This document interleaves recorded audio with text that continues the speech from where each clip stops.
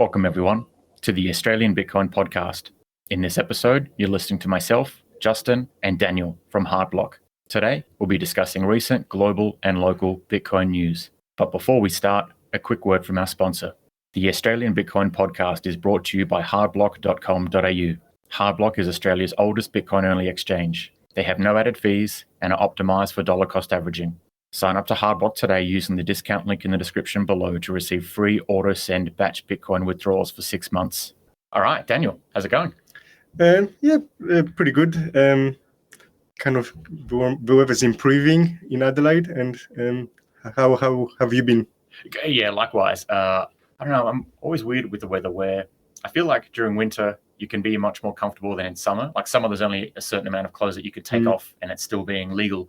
And of course, it's still really damn hot. Whereas winter, at least you can rug up. Yeah. But I don't know, getting up in the morning, especially we had that morning recently, 3 degrees, that's pretty chilly. And I do a lot of stuff outdoors. So sometimes the weather as it is now, not that great. So nice to see that changing. Yeah, I've been getting up a bit later. I think part of the reason is because like the sun comes up so late. Definitely. And I don't like to sit on alarm clock. Yeah. Because it just like I like to be rested. So like what wakes me up usually is just the sun coming up, but the sun has been coming up late. I don't like the vibe. Getting up in the morning when it's dark and then leaving the house and then coming home at nighttime. Yeah, but it's not even nighttime. It's like 4 or 5 o'clock and like the sun's pretty much going down. I'd rather get home and there's still like 3 or 4 hours of sunshine or you wake up and the sun's up. So. Well, I mean, it's even worse. Like obviously I was born in Europe, and in Europe, like in winter, it gets dark at like 3:30 p.m. Yeah. So that's even worse. That's true. I guess we're kind of, it's a privilege that we have over here, but we'll still complain about it anyway. Why don't you mention that thing that's been going on? Yeah, so I was just discussing with you before, but recently somebody contacted me. I won't mention the name, but it was, let's call her Zoe. Yeah. So it was Zoe, and she contacted me. She believed she was a victim of a scam, and she wanted somebody to talk locally about Bitcoin, and she found out about us and contacted us, Hardblock, and I had a meeting with her last week. And it's a pretty sad story, and like the short of it is she was a victim of a scam. And I just thought it would be interesting to share, because there is a bit of a underworld, dark side to the use of Bitcoin, and I think it is real. And a lot of like running an exchange, you do actually get some exposure to that dark side.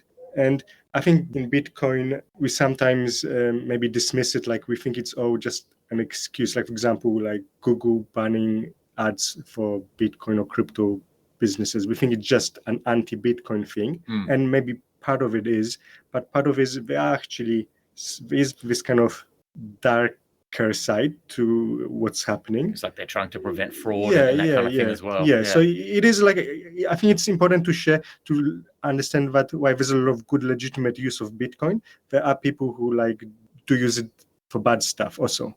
And it's important to have a realistic perspective on it. And I don't think that's like saying anything against Bitcoin. I don't think that should be an excuse to attack Bitcoin, because at the end of the day, Bitcoin is just good technology. Yeah.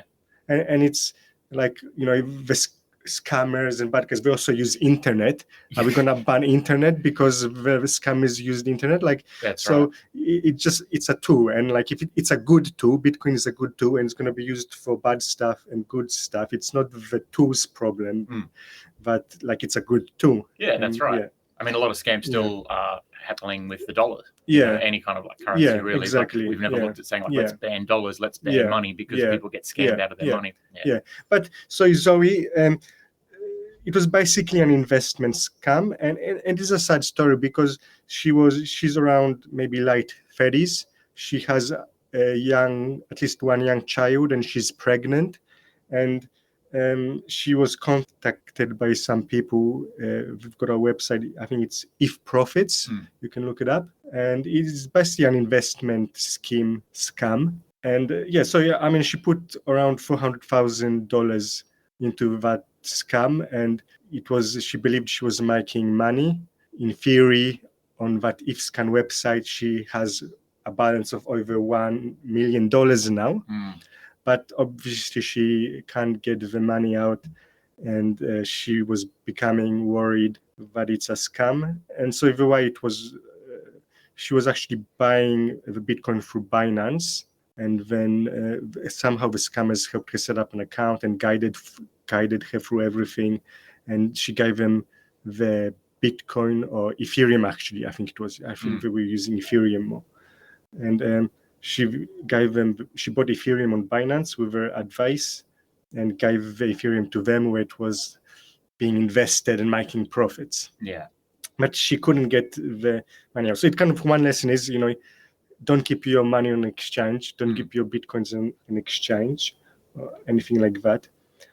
And now she was contacted me because they told her that to get her money out, she needs to transfer more money out. Basically, they use a lot of this techno mumbo jumbo, where they were saying, it's a smart contract and the blockchain needs to sync and you need to transfer $35,000 more to unlock the money you have, otherwise you're not going to get it. And she was asking me, could this be real? And I told her not, but she's having trouble accepting that she said it's her life savings. So yeah, it was actually, meeting with her, it was actually pretty sad, Understandably. And there's that sunk cost fallacy that people will make with investments in the first place. But if it's your entire life savings and you trust the person that's scamming you, a bit of what's it called? Stockholm syndrome. Build that relationship, which they probably have over time. If she's put in $400,000, they must seem like legitimate people when she's talked to them. And if they say something like, if you give us $35,000 more, we can unlock it. That would almost seem a better proposition than just doing away and saying, well, I'll just never get that $400,000 back. Or she thinks she's got $1 million in there at the moment. So there's a lot of psychological kind of components at play that will keep someone just barreling down that road, even though as outsiders, we can look at it and say, well, that's clearly a scam. All the things that they're telling you is just technical mumbo jumbo. It doesn't actually make sense. But for people kind of new to this, it's they're vulnerable to those sort of schemes. And also this is us at Hardblock, we call every customer after they make a deposit, and usually a lot of exchanges have similar procedure. And we've asked some questions because we want to prevent situations like that. And so sometimes customers, when it's a legitimate customer, they might think it's slightly invasive questions. Why are we asking that? And I get it. We want to respect people's privacy as much as we can, but there is the other side of the coin where there's people like that, and we need to try and prevent things like that. So when we talk to customers, we ask, is anybody helping you set up your account? Is anybody, we try to kind of figure that stuff out, because we want to prevent that. That's right. What would be red flags that people should be aware of when it comes to things like scams? I guess one is that if someone has to coach you to set up your account, that should immediately be a little bit of a red flag, especially if it's someone who's completely unknown to you. If it's a family member saying, hey, I'll help you get you set up so you can buy Bitcoin. I don't know, that doesn't sound terrible. But if it's someone saying, I want to get you set up on an exchange so you can send me that money so I can invest it for you, that would be, exactly. red flags for me. I mean, the key thing is she couldn't get her money out, and that's what made her worried. They had supposedly her profits, but the big red flag is you can actually get you can't get your Bitcoin or crypto, whatever it is, into your own wallet where you can control. She couldn't do that. That's a pretty big red flag. That's a pretty big red flag. You can't get your money out. That's a red flag.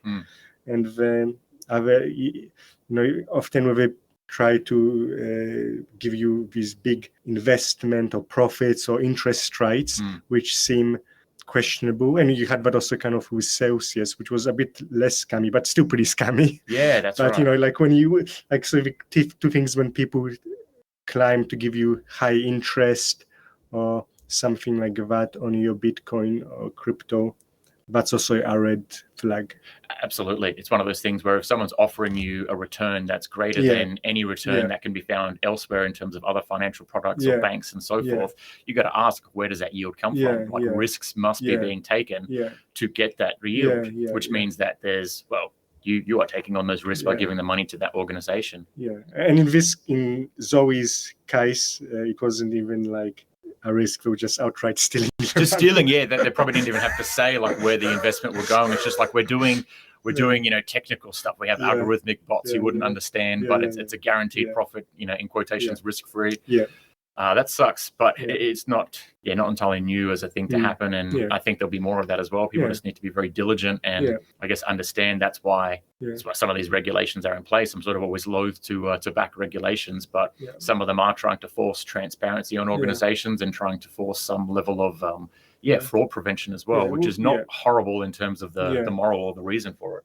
Yeah, I mean, like I'm generally, I'd prefer less regulation. I'm kind of have a very free market approach.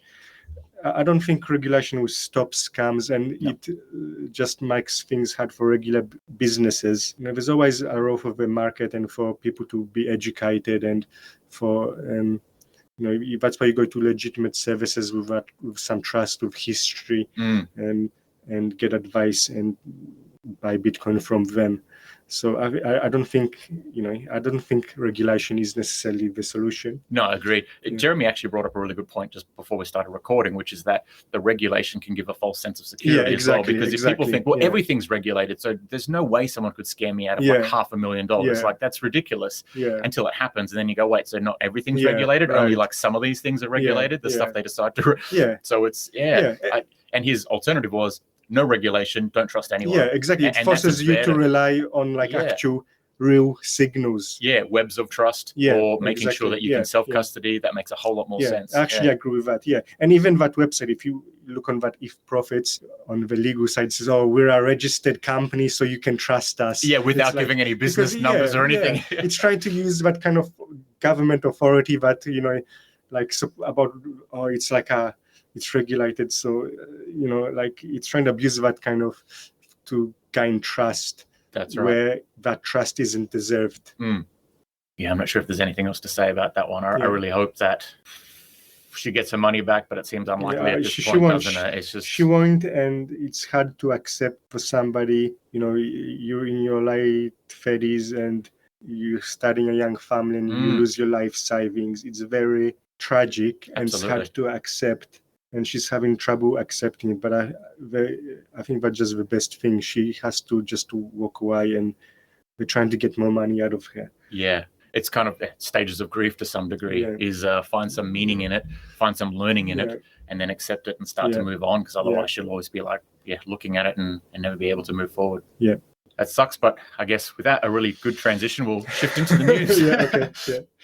More bad news. So CPI updates. There's these are just the ones that have jumped out at me. It's going up all over the world. But New Zealand, as of June, these are all annual CPI rates, and as of June, so I won't keep repeating those words. But New Zealand's at 7.3%, which is a 32-year high. United States is at 9.1%, a 40-year high, and United Kingdom is at 9.4%, also a 40-year high. Now we've got a different Australian section later, but we might as well just talk briefly about maybe what our estimates for Australian inflation might be, because they're coming out, I believe it's tomorrow, but definitely by the end of this week. So at the moment, our annual CPI, as of the last quarter, because we do ours quarterly rather than monthly, was 5.1%. Now, I've noticed the Reserve Bank of Australia and ABS have predicted that we'll get to about 6.7% by the end of this year. So with that in mind, I'd say it's probably going to be more than that. And we know that this is the CPI number, not the actual real inflation number. But what do we reckon it might come out at later this week? At 5.1%, it was previously. They're saying 6.7 by the end of the year. So my ballpark's like somewhere in between there. Mine's like, it'll be about 6. Okay. Yeah, I guess I would guess the same. I don't really have any inside information. I think it's going to go higher. Yeah, look, I think directionally we're probably accurate. And it's, how do you guess? Because when the basket of goods changes so frequently, there's no way to know what's being measured this quarter versus last quarter. So I'll just say like the number will go up, and it'll be probably around 6, because if they're saying they're going to keep it around 6.7 by the end of the year, it just sort of makes sense. It will creep up to that point by December. We'll see what happens. So another bit of news, which is this is sort of global government-based news. Christine Lagarde, the head of the European Central Bank, had a couple of tweets recently where she retweeted something from the ECB and then put out her own tweet. which seems to be flagging that they'll be going ahead with a European central bank digital currency. The quote of what she said in her tweet was that we are responsible for preserving the integrity of monetary and payment systems in the interest of citizens, and therefore ECB will be pushing ahead with the CBDC. That very last sentence was more of a paraphrase. There was a retweet that she had put out from the ECB specifically that essentially said a digital euro could play a decisive and beneficial role in this endeavor, serving as a public good for the transition of our society and economy into a digital age. And people are increasingly paying digitally. Therefore, it's crucial that we all have easy access to central bank money in the digital age. And that was a statement put out by both herself and an executive board member, Fabio Panetta. So CBDCs coming to a central bank near you soon. Yeah, it's interesting that a year ago that was a conspiracy theory, and if you go back like 10 years, it was like no way would central bank, because they're just disintermediating private banks. And it's funny. Europe's trying to be the leader, but it's not the leader in actual doing stuff. It's actually the leader in just government regulations and rules, not in the economic sense, in terms of market. And businesses and innovation coming out of it. Well, they've got an energy crisis over there at the moment.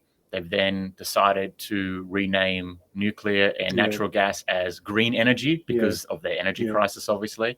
They're doing what led to the GFC, the global financial crisis in 2008, like the collateralized debt obligations, where you just like put a bunch of loans together, especially if there's some AAA ones in there, and then you just call a whole bunch AAA. They're essentially doing that same thing now by saying, look, Italy's BBB, but if we back Italy's loans with Germany's loans and Germany's AAA, then now Italy's AAA as well. Yeah, it's insane. It's not a lot of innovation, just a lot of regulation. Yeah, exactly. Like there's a story somebody told me, I don't know if it's true, but apparently they were in some committee, some European Union committee about some technology. I think it was actually batteries or something, or solar panels or solar, something around that area. And and the committee was accepted that Europe is behind in innovation behind places like America, I think it was solar. Let's say solar. Yeah. Like Europe was behind in solar, behind solar technology, behind America, behind Israel, behind China. But they will say, okay, what we can lead is we lead in regulation. We have the most comprehensive rules. Really?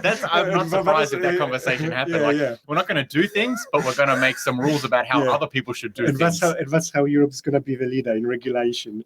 And it's like, I think that's kind of the mentality in Europe, in European Union. And it'd be like, 100 years ago, if like Europe was saying, we're not gonna make cars, we're not making the best cars, but we're gonna be the leader in making road rules for cars, but we just don't have any cars. That's the kind of mentality in Europe, and it's not very good. And CBDCs, obviously, they're a dystopian nightmare. We hate them. Yeah, that's right. It's like peak fiat absurdity, really, isn't it? Saying we're going to centrally plan everything. We're not actually going to be responsible for productivity or proof of work or doing things. We're just going to, let down the rules of like how other people might do things eventually. Crazy. Well, I think we watched this space. I don't know exactly how far they push with this. I do think there'll be a European CBDC. It seems almost entirely likely now, especially with Augustin Carstens from the the Bank of International Settlements. He put out a thing recently basically saying like the soul of money is the central bank. It's not an anonymous ledger or something that's derived from a tech company, probably alluding to cryptocurrencies or Bitcoin specifically. So there's just a lot of signaling all pushing this direction. And when they're talking about things like, do we ban proof of work mining? Do we ban things like unhosted wallets, i.e. like self-custody wallets? Again, it's not even looking at saying, how do we do something useful with this technology for everyone? Saying like, how do we ban other people from doing it? And then how do we kind of like, I don't know, do a CBDC ourselves and kind of like squash everything else? Anyway. Yeah. Well, I think the good thing is I have a feeling that actually nobody except some government bureaucrats like this CBDC idea. Even people who are against Bitcoin, like I was on some podcast with some kind of pretty lefty type people, and they were they didn't like Bitcoin, they didn't believe in Bitcoin, but even they thought CBDC is some kind of dystopian, dystopian thing. So actually, surveillance. I don't think anybody actually likes this except some bureaucrats in government positions. Makes sense. Like more surveillance, more control of inflation, more control of like what people can or can't spend it on. It's just, it's not the way that money should be. So other news, global news. So Vladimir Putin signs a law banning Bitcoin as a means of payment domestically within Russia. So citizens can still buy and hold Bitcoin as an investment. They need to disclose quite a lot, and I think mostly things are tracked there on chain. So there's not a whole lot of privacy in that regard. My understanding is that Russia is still internationally willing to accept Bitcoin for things like oil, so payments of settlements, but domestically they're trying to kind of squash it. Now, what happens with that exactly? Because they're still okay with Bitcoin mining. Again, still okay with like holding as an investment, and still okay internationally, but it sounds like they're just trying to lock down their citizens as a way to perhaps protect the ruble. Yeah, I think so. I agree with you. That's what it looks like. They're all right with other uses, but they don't want they don't want a competitor to the ruble within Russia. That's it. I imagine that news is probably going to like hold while they talk with China and the remaining BRICS. I don't know what you call it, organization or collaboration between different nations, because it sounds like they put an announcement out at the end of June that China, Russia, and BRICS are going to be looking at having a currency that they use as a world reserve asset that's backed by a basket of goods or other currencies. So I'd imagine until that's out, some of these bans are probably going to hold until they kind of like set up their new thing, and then maybe they'll allow Bitcoin to be transferred individually, domestically, but we'll see what happens. Well, flip side of that news is Paraguay's crypto framework is just one step away from becoming law. It's been considered by their politicians over the last year. And essentially, there's some good news and bad news. So the bad news is that it places a lot of extra reporting requirements and additional costs on Bitcoin miners, including paying a 15% higher energy cost than other industries. However, it does regulate Bitcoin and crypto companies similar to other businesses that deal with things like financial securities. And that could be a bad thing if you look at regulation as all being bad. But for a lot of those companies, they've been holding off on expanding, and companies have been holding off on actually moving into Paraguay to set up. So this actually provides a bit more clarity and longevity to those business ventures. And so it looks like they're trying to attract more businesses into Paraguay that are kind of crypto and Bitcoin focused. So kind of good news, bad news, but looks like they're moving ahead with it. Well, I think it's like good overall. Like, so we're not banning Bitcoin or that's cryptocurrency. They're gonna be treated as financial companies, which is fair enough, I guess. It's very backwards, the energy stuff. Bitcoin mining really doesn't use up that much energy, and even the debate of like using more energy is bad is sort of at a first principle basis kind of doesn't make much sense. But saying, okay, Bitcoin miners, you have to pay 15% more than everyone else, even though Bitcoin miners have this potential to have a great impact to the energy grid, to renewable infrastructure. So it's so backwards, but I feel like they're probably just going with the propaganda against Bitcoin mining at the moment, and maybe that changes in future, but we'll see. I don't know. Like, I've had different perspectives on this. I used to listen to a podcast called Bitcoin Uncensored by Chris DeRoyce. It's not around anymore, but and he kind of changed my mind on this a bit. But he was saying that actually countries should do that, charge some kind of premium, because I mean his thinking was that basically the miners actually just suck up all the electricity from a country, and like they put load on the grid, and it especially makes it's really bad if in some countries where energy is subsidized. Then like if you're subsidizing energy, then the miners will just like grow and grow and grow, and just gonna be giving them money.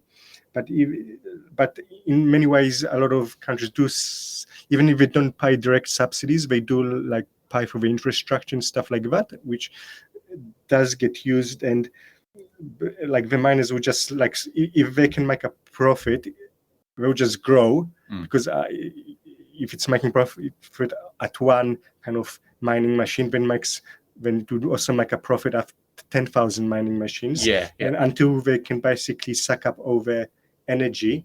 So his thinking was that actually, jurisdictions should be kind of wary about just welcoming mine. And he's a Bitcoin person. He's like a Bitcoin maxi, but jurisdictions should be wary about allowing miners, or at least kind of charge them some kind of premium to pay for the kind of additional costs.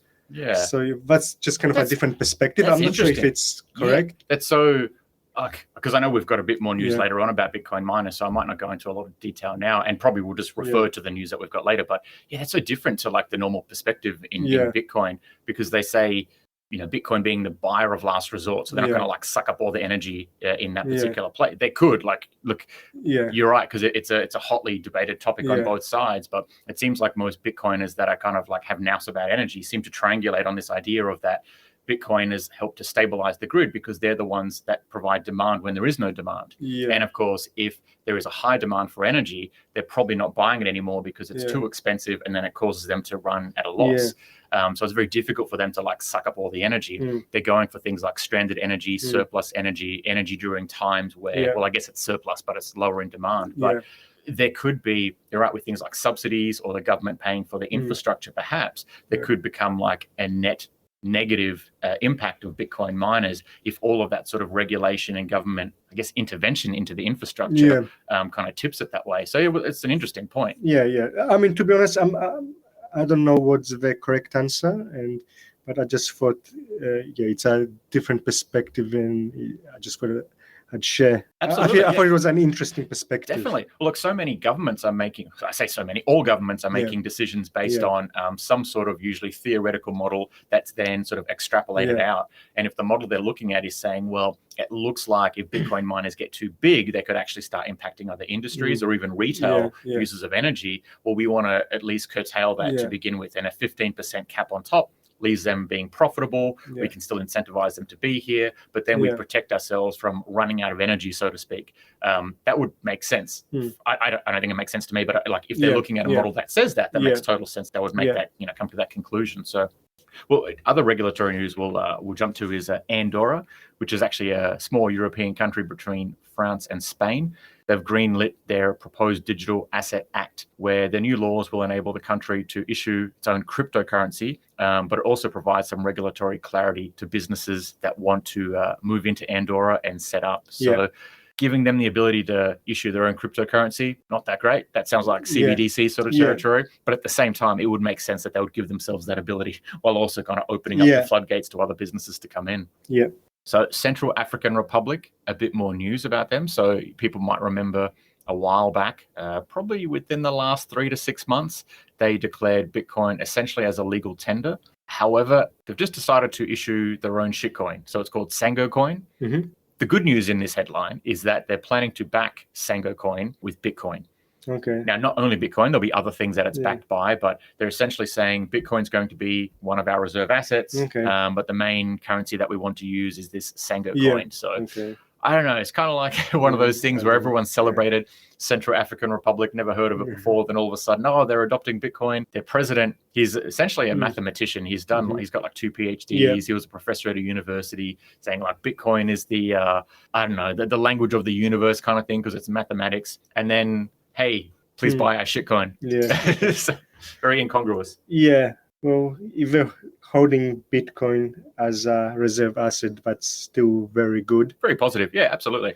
So I guess 2 steps forward, 1 step back. That's how I would That's right. Look, government's going to government. They want a bit of control. They want to be able to control the supply. But if he still sees the benefit in Bitcoin and for that for his people, and he's still saying all those things, I would say that's a net positive. It's still a move forward.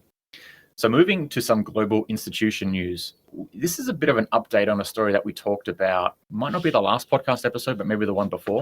So citizens in China have been unable to withdraw the deposits that were returned, that should be returned to them, by, it's called like the Henan branch banks. So there's 4 of them. And people were going to protest there. This is what we covered last time. People were going to protest there, and then their COVID check-in apps all turned red, and they had to go home because they weren't able to catch public transport or go to public places, etc. So this story has sort of progressed a little bit more. There's some fake news that I've seen that it's just good to clarify. So there's a video being circulated on Twitter of a bunch of Chinese tanks in front of a building, and then a handful of people out the front of that building. And the news is saying, these Chinese tanks are here to protect the banks because the banks have decided not to give the money back. Turns out that video was recorded at a completely different place. And it sounds like it was just a routine military exercise. And that's from various sources, both within and outside of China. So I'm willing to believe that that's probably more the accurate news, that there's not a bunch of tanks rolling up to the Henan branch banks to stop protesters getting their money out. And there wasn't a whole lot of protesters in that video either. However, the real news that seems to be quite accurate is that so these banks were not actually banks. They're like small rural credit unions. And they have some level of backing by the government, but not to the same level as of most private banks. Now, where things kind of went wrong is that they offered essentially very large yield returns just through rehypothecation of people's funds, so fractional reserve banking, basically. All the stuff people see happening with like BlockFi and Celsius and 3 Arrows Capital now, essentially these banks were doing.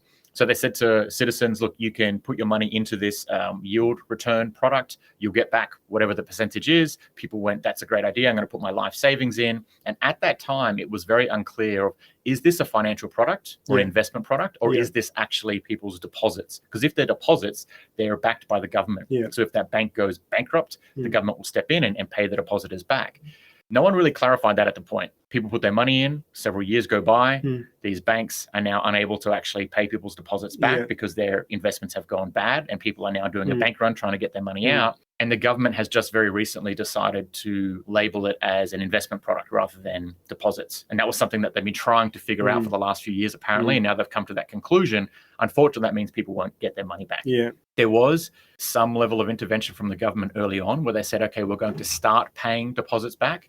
But on that day, it was some small amount, like only a few hundred people got deposits back, and the rest of the tens of thousands weren't able to. So yeah, this is really bad news. This is not just like a bank run. It's like when you show up to the bank and the bank says, oh, actually we're not even a bank. Therefore everything that you thought was regulated is not actually regulated because we're something totally different than a bank, even though that's what you thought. And your deposit's not a deposit, it's a financial product, which means we don't have to give it back to you. So yeah, bad news. But there's a lot of fake news floating around about it, saying like the Chinese government stepping in to police this all. I don't know if that's going on. It sounds like government's made a decision and people can't get their money out, and they're probably not going to be able to. And I'm not sure exactly what happens with these credit unions or these, in quotations, banks, whether they disappear now or whether they find a way to limp on. But something I read was that the founder of the parent company of the banks is actually on the run, and they wanted for financial crimes within China. Wow. If that's correct, that's not a good sign. Definitely not, yeah. So, I don't know all the details, but from 1,000-foot view, it looks like some kind of scam, investment scam. Yeah. And actually going back to what we were discussing before, investment scams happen. Like sometimes they use Bitcoin, but like if they don't have to use Bitcoin for investment scams, people will rip people off, and Bitcoin is just a tool. But it looks like just some kind of investment scam. That's terrible, because I mean, there is the right climate at the moment for them to have legitimately tried to make good investments, and then they all fall over and they say, sorry guys, we don't have your money anymore. But if it's actually some fraudulent activity where the intention was always to scam people out of their money, that's even worse. And especially if the government has been looking over this, trying to figure out, are these investment products, are they deposits, is there anything dodgy going on here? Yeah, the plot thickens, doesn't it? It always does when it starts to fall apart towards the end. Well, look, moving on to a bit more institutional news. This might be the biggest news circulating on Twitter at the moment, although I think it's kind of like a non-event. So Tesla sells 75% of its Bitcoin, totaling around $930 million US. Now, Elon Musk clarified that this sale was due to Tesla needing to urgently add cash to its balance. Otherwise, it would have had a quarter where it was negative of several $100 million. And they have some work that's happening, I believe, in China that they need to fund. And also, I think there's a bit of a perception thing. If they've always had cash on the balance, and this will be one of the first quarters that they don't, is saying essentially they've had to sell their Bitcoin to be able to provide that liquidity. The intention is to keep the other 25% of the Bitcoin that they still hold. And he's not against the idea of adding more Bitcoin to the reserves in future. So makes sense. Sell some long-term money to get some short-term money. Don't know the smarts of that, but at the same time, it's a business that has certain requirements and shareholders to please. And if they're doing further developments down the track that they need cash to fund, makes sense. Yeah, I mean, yeah, if they have expenses and if they're gonna need cash to pay for those expenses, maybe they need to get cash to pay for those expenses. But I don't know. But like, yeah, I mean, people hold Bitcoin, but sometimes you need to sell it to Yeah. pay for things also. Absolutely. And I imagine this would be more palatable to shareholders than selling more Tesla stocks. Like if he said, look, we need $1 billion, we're going to sell a bunch more Tesla stocks, even though I just sold a bunch to buy Twitter. And then before that, I sold a bunch to get this tax bill that was going to solve world hunger, which never happened, obviously. I think people would not stomach that quite as well as saying, look, we're just going to sell this asset that half of you didn't want me to own anyway. And then we might buy some back, we might not, but at least we've got the cash. I feel like that keeps shareholders much happier. Other institutional news. So Celsius, which is one of the yield or lending platforms that has recently been in the news of potentially becoming bankrupt and then potentially being bailed out by, I think it was FTX. No, they weren't going to be bailed out by FTX. I think I've got that wrong. It was BlockFi and another one. Doesn't matter too much. Either way, Celsius has now declared bankruptcy. So they apparently owe their users $4.7 billion, according to their court submissions. And the way that they have declared bankruptcy, so this Chapter 11 bankruptcy, essentially says their retail investors are unsecured loans and therefore don't need to be paid back. But if there is money that's left over once this process is all said and done, they'll be able to pay institutional investors to some degree and perhaps even staff, but not retail people that invested in, unfortunately. Yeah. So unless you had a comment on that, I might as well chuck in the similar news that comes straight afterwards. Oh, no, I just read something regarding the bankruptcy. So apparently, so when we're going through the bankruptcy proceedings, we have to make public their balance sheet. So apparently, they've got a 1.2 billion hole on their balance sheet officially. Apparently, unofficially, it's even worse because on the balance sheet, they count something like 600 million worth of the Celsius token as an asset on the balance sheet. So, and a few other things like that. So it looks like the balance sheet is even worse. And it doesn't look like they're going to be able to pay that money back. And I'm getting these mixed up a bit. I know BlockFi, someone is suing them for being a Ponzi scheme because in their bankruptcy filings, or at least in some of their transparent filings, it looked very much like new investors were being, their money was paying old investors, which is essentially the definition of a Ponzi. And I can't recall if there was something similar with Celsius. But to be honest, all this stuff, like them holding their own token as an asset to collateralize a loan they've given to someone else or themselves, just reminds me of the like a power cord with the plug plugged into itself. Exactly. And just say this makes sense. This is stable. Yeah. Or proof of stake. Proof of stake. That's what proof of stake also reminds me of, a power cord plugged into itself. Exactly. Yeah. That's a good analogy. Perpetual energy. I'm going to use that. Yeah. Well, look, very similarly, so Three Arrows Capital, which is bound up in all of these like Celsius and BlockFi and Voyager. That's the other one I was trying to think of before, Voyager. So Three Arrows Capital has also now declared bankruptcy. And they had loaned some money to Celsius and BlockFi and Voyager and vice versa as well. So it's all very kind of incestuous, or again, power cord plugged into itself. But what is really interesting is that the 3AC or Three Arrows Capital founders, Suzu and Carl Davis, were actually detained at an airport in Dubai trying to leave to Switzerland. Okay. And I mean, the reading between the lines is that they're trying to go to a somewhat impartial nation that they can kind of get a bit of refuge from. While people look into their $4 billion essentially loss, and maybe even find if there's fraudulent stuff going on or whether they were doing proper due diligence. The thing that I find extra intriguing is the fact that Suzu filed a $5 million claim against his own company personally, saying that my company owes me $5 million. And I'm going to go to Switzerland now while you guys figure out where the other $4 billion needs to come from. So I don't know. That reeks of just like dodgy stuff to me. It does. And it sounds like because they have so many loans out to, like they've taken loans out from other companies in the crypto space. This is that contagion. I think that will impact a lot of companies that they're not getting that money back anymore. Let's shift to some good news. So the New York Yankees are partnering with NYDIG to pay their staff and players in Bitcoin, which is pretty cool. So just in the last news segment, we talked about NYDIG partnering with Deloitte as a way to bring, Bitcoin to the world globally.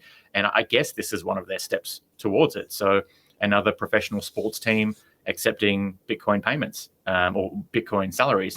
Obviously, we did it first with Perth Heath. Perth Heat, sorry. Yeah, and on Perth Heat, I heard apparently recently there was some news from them where they will also now integrate Bitcoin Lightning Network into its operations. Apparently, they're partnering with an Lightning infrastructure firm, IBEX. IBEX, yeah, Have I've you heard of them before. Okay. Yeah, yep. Yeah, so if you like their supporters will be able to pay for merchandise and stuff with Lightning. Yeah. So they're really going full on with Bitcoin. Yeah. When I spoke to for Patrick, who's their chief Bitcoin officer for the podcast, he mentioned that they're intending to get into Bitcoin mining as well. Okay, well, I know. Is it going to be like a baseball club, or is it going to be Bitcoin? Well, they've got Empire Bitcoin club with a baseball team on the side. Maybe it sounds like the latter, because they were saying they got a lot of space at the Empire Park, and so they could have Bitcoin miners set up there. Okay. Accept Bitcoin payments, pay people in Bitcoin, generate Bitcoin profits just from things like mining. So I love it. I love to see it. Okay, I mean, the way that he put it out there as well was that some of these things may or may not work perfectly, but they want to be pioneers. Okay. And a lot of other people are watching and getting interested just from them doing it. So I think it's great. They just sort of keep forging ahead. Yeah, it's pretty cool. Yeah. But you're right. Eventually, it just becomes like a Bitcoin stadium, and sometimes they play baseball there or something like that. Yeah. So I'm just curious, what's IBEX? Is that a I couldn't tell you much about it, apart from the fact that it's more of like a Lightning Network infrastructure company. The reason that I've heard of it is that very kind of hardcore Bitcoin only Bitcoiners like Matt Odell and Marty Bent, they do mention IBEX quite a lot. Okay. My understanding is that's more of an American company, but I guess they would probably be like stretching out globally now, especially if they're working a bit more in Australia. But I haven't heard them doing anything else in Australia. Okay. Only a few different of those like partnerships and integrations overseas. But I guess you could just see them as a way, like a point of sale or kind of like a payment processor. Yeah. Okay. Lightning infrastructure. Lightning infrastructure is probably the nicest way. Yeah. But yeah, it definitely sounds like the name's coming up more and more and more. Yeah. Okay. Well, there was another bit of institutional news here as well. So Zebedee, which is a basically like a gaming and a Lightning Network company. You can essentially play games and win Lightning. Or Bitcoin, but I think most of it's like integrated onto Lightning. But you had some news about that. They've just got some new funding. So Zebedee, they secured a 35 million investment to scale the operations, and so I mean, there are Lightning. Basically, they provide APIs for computer games and. I think they do some of their own games where they integrate Lightning Network into their games. They do, yeah. So they've like designed some games from scratch, which are kind of like, I don't know what you call them, like relatively basic sort of arcade or like platformer type games. But then they even have it integrated in things like Counter-Strike Go, which is huge, obviously. And they've been doing that for ages as well. It's one of those things where people talk about how there's other cryptocurrencies getting into gaming, and it's like we need that on Bitcoin. It's like we've had that on Bitcoin for at least over a year. Yeah. One of the staff members who was kind of their spokesperson for quite a while, Desiree Dickerson, she's now started her own company. Either that or she's become CEO of a company that's actually looking at doing very similar stuff to Zebedee. Yeah. So Zebedee was almost like, it feels like the root of this tree that's now growing in terms of Bitcoin and Lightning Network gaming, which is very cool. Yeah, and they're Bitcoin only, and we're very hardcore Bitcoiners. Yeah. Actually, about just before the corona, I was at the Baltic Honey Badger. Like it was like kind of small conference in Latvia, and actually met them and like played their game and a little bit. Like they had some different games, and it was pretty cool. Like what I played, they had a demo. Like you could at the conference, they had a demo, and it was like a Mortal Kombat type game. Yeah, and like when you hit the other person, you earn actually some Bitcoin, and it used Lightning. So it's like when you punch them or kick them, whatever, you earn some sats. And it's a smart way to do it. Just the health bar is your sats, basically. If you get hit, you lose it. If you hit someone else, you get some back. Just something like instead of the points score, it was like sats. And like how much, instead of earning points, you earn sats. It was like, it was pretty cool. And so it's great to see them growing. And like just talking to them, they were like very hardcore Lightning and Bitcoin people. Yeah, it's good to see for sure. And knowing that esports is, I think, meant to be the largest, either the largest absolutely or the largest growing entertainment industry.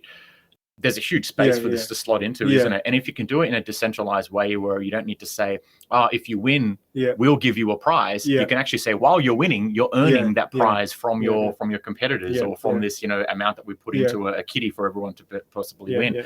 Very cool. You can kind of revolutionize it. I just realized, it wasn't the Baltic Honey Badger. It was Berlin Lightning Conference. Gotcha. It was at the Berlin Lightning Conference.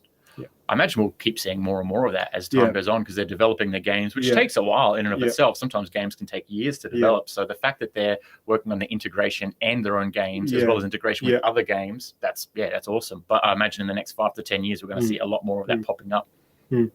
It's cool. I'm happy to spend and lose and gain some sats by gaming. It's been a while since I've gamed. It doesn't seem to have the what's the word, like the risk or the motivation factor anymore. It gets a bit repetitive, but if there's a risk there, if something at stake, you might motivate me. All right, last bit of, I guess you could call this institutional news globally, is that Amazon surveillance devices, which is what I've called them, have shockingly been used in warrantless and permissionless surveillance. So it was their Ring camera devices. Just in terms of this year, there's 11 instances where that information has been handed over to law enforcement without any permission or warrant. And I mean, that's not a surprise. I think people have like Alexa, I think that it's called Alexa devices in their home. And there's basically anything that makes your life a little bit more convenient in regards to technology is usually leaking some sort of private information. And I guess the thing for Bitcoin is to keep in mind, because look, sometimes you might look at that and say, oh, that's fine for my threat model. I like the convenience. I want to say, turn the lights off and the lights go off. But I would say, don't ever say things like your seed words, your passphrase, the amount of Bitcoin you own, or who you're sending things to or what you're spending it on. Probably don't say that sort of stuff out loud, because you know that's absolutely being recorded. And that could be leaked to hackers, malicious actors, as well as governments and law enforcement, which we know what's legal now, but we don't know what's going to be legal or illegal in future. So I think just be mindful, if you have a surveillance device in your home, just be mindful it's surveilling you. So be careful what you say, especially if it's related to like private keys, that kind of thing. I think a lot of these Internet of Things, they have, like, this isn't the first time. There's a long history where with Internet of Things, they've been hacked or whatever, and people have been spying on people using baby monitors, and like, there's a big history of that. So people have to be wary of them.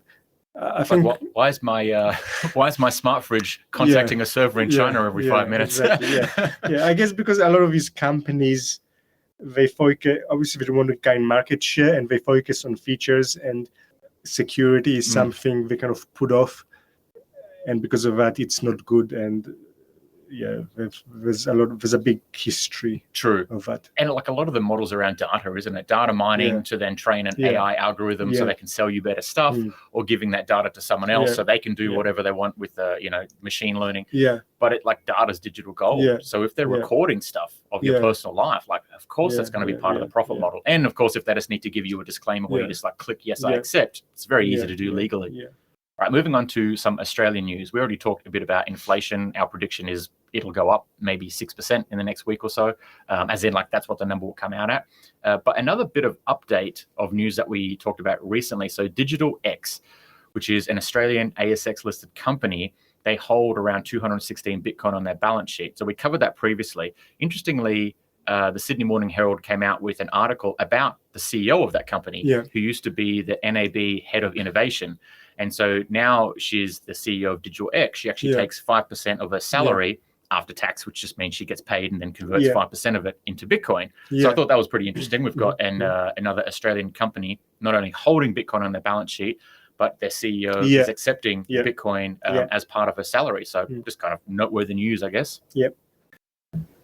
So moving on to, I don't know, I guess we call this technical, but there's some sort of other news in here as well. The main one I wanted to talk about, and the other three are just sort of headlines I'll throw in there at the end, is that people may or may not be aware that there's a bit of discussion going on with Bitcoin developers at the moment about the supply cap of Bitcoin and whether it should be increased or whether the supply issuance rate should be changed.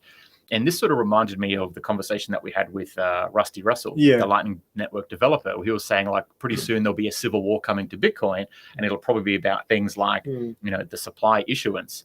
And so overall, there's a Bitcoin Optech newsletter that I'll link to both this one, and it was a couple of issues ago. It was 207 and 209 were the issue of that newsletter that talk about, should we be increasing the supply rate for 120 years time when the last Bitcoin is mined? What happens if we don't have an adequate fee market to then drive Bitcoin miners to keep securing the network? So perhaps we need like a tail emission similar to what Monero has. And I just find it interesting that there's not like a whole lot of talk about this talk. And there's some really interesting points actually being brought up on both sides of it. So, I mean, maybe I'll just get your thoughts initially.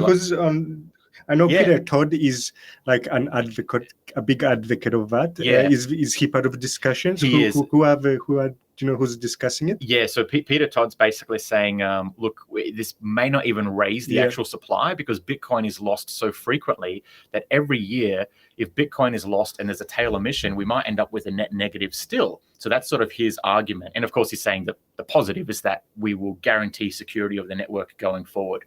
And that might not be negative because people lose Bitcoin.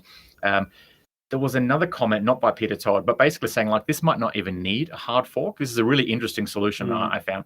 Basically said you could have zero value transactions that are imbued with a special meaning, which kind of creates two classes of Bitcoin. Like you get sent a transaction that has Bitcoin in it. That's pretty normal. We do that now. You could sometimes even get sent a transaction that has no Bitcoin in it, but it refers to somewhere else that you need to look. And that somewhere else is like some sort of equivalent of like a modified Bitcoin that says this has some sort of value.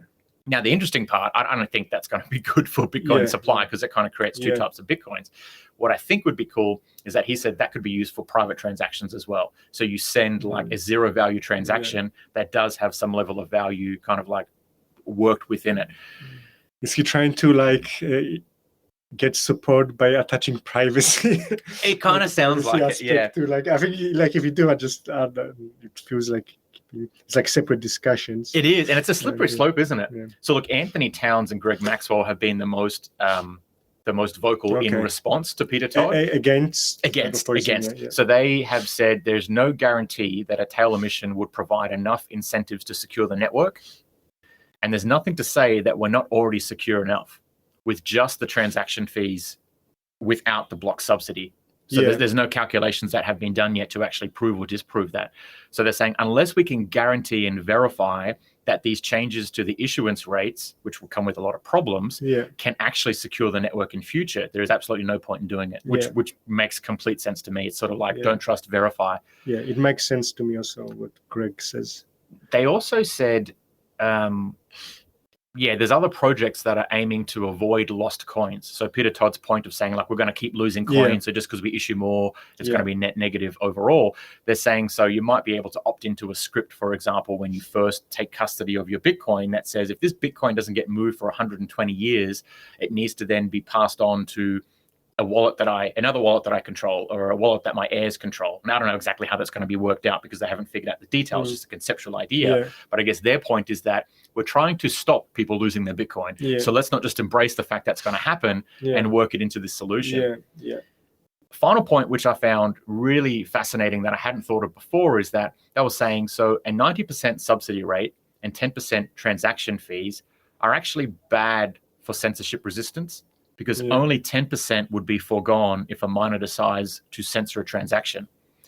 So say that again? I know. So basically the take-home point was like, it's actually better in future for there not to be a block subsidy, for it all to be based on fees, because then miners only earn Bitcoin when they agree to put a transaction into a block, because they're getting paid by the fees. Whereas if they decide to say, I'm going to censor a bunch of transactions, we still get paid. Exactly. And they get paid 90% of what they usually get paid. Whereas if you censor transactions, you're actually missing out on 100% of the fee.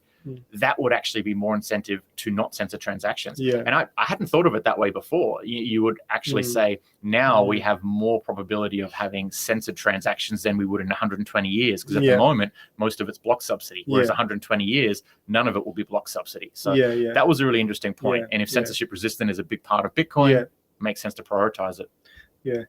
Now, I just wanted to add about the soft fork, guess because people might think, oh, you can change Bitcoin supply with a soft fork, but I'm guessing the way, I never read that before, but from what you describe, it would really be like you'd be creating some additional coins, but if you support that fork, soft fork, if you update your node, you would only see voice coins, and if you don't update it, you'd be invisible. So you would kind of have a choice. Like if the community doesn't actually update to that soft fork, they wouldn't see voice coins, and voice coins would just be non-existent to Correct. them. Yeah. So I could be wrong, but No, I think that's how I think that it sounds would right. work. Exactly. Yeah. And that's how usually like something like a soft fork would go, where because it's sort of a bad implementation. So basically, if you run your own node and you don't support this, like you wouldn't actually. It wouldn't affect you. Yeah, exactly. Like, look, that's my stance, is that Bitcoin has 21 million supply. Yeah. Anyone talking about more than 21 million supply is not talking about Bitcoin. If they want to do something with it, soft fork or hard fork, that's fine. I'll keep running the code that doesn't implement their second Bitcoin with zero value transactions, or their new Bitcoin with over 21 million supply. Yeah. I do kind of get like Peter Todd's point. Like maybe if we done Bitcoin from scratch, I think it might have been better to just have a continuous minimum like supply, because when you have a guaranteed supply, I think like I almost feel like it's an interesting debate. And I think like I can see Peter Todd's point about how it would be beneficial to have some guaranteed security. But in some ways, like, even though I think it might be a good change, it's good that you can't change Bitcoin. It's like the change might be good, but the fact that we can't do the change is good. It's even better. Yeah, that's right. Because it's a slippery slope, isn't it? You say, we'll have a tail emission. And by the time we get to that point, it's like, the tail emission's not big enough. We need it bigger. I would say the difficulty adjustment has this covered, because people are saying, what about institutional miners in 120 years? What if they don't earn enough and therefore they don't want to secure the network? That's fine with me. Let's go back to being even more decentralized and people run it on their home computers instead, especially given the impacts to that censorship resistance. And even the fact that no one can guarantee that it's going to provide an adequate level of security, or that we're not already there.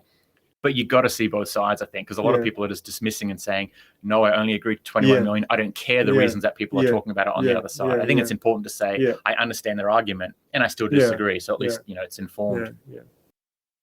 Well, we'll see where that argument goes. I feel like, when we talk with Rusty, we were like, a civil war is coming maybe in the next like 20 or 30 years. Maybe it's here in the next couple of years. Who knows? I have to say, like, also Greg Maxwell is one of the people who I probably respect the most in Bitcoin. He's like, he really is like a Bitcoin wizard. And I think he also has a very kind of strong, he's not easily swayed. I remember in the block size debates, he was very, like, some people were more like, let's compromise, and maybe we need to compromise, but he was very staunch, like, no way. Like, it's like Gandalf, you should not pass. He very kind of had that much mentality, and I think he was actually right in the end. But he's also like, he has, like, reading his posts sometimes on Reddit or on Stack Overflow.